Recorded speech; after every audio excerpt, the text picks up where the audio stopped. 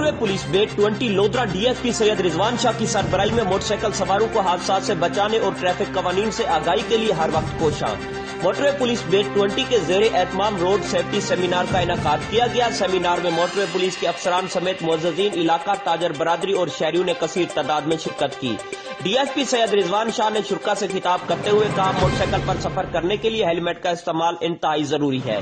Motorway police bat 20 کے زیر اہتمام مختلف مقامات پر روڈ سیفٹی کے حوالے سے پروگرام کیے جا رہے ہیں تاکہ ہمارا پیغام ہر فرد تک پہنچے اور قیمتی جانیں ضائع ہونے سے بچ سکے۔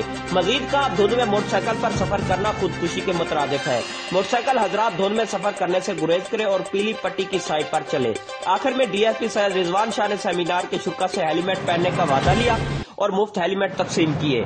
موٹروے پولیس بیٹ 20 کے اس اچھے اقدام کو شہریوں نے خوب سراہا۔ رپورٹ عمر فاروق، جیو ایکسپریس نیوز، گیلے وال۔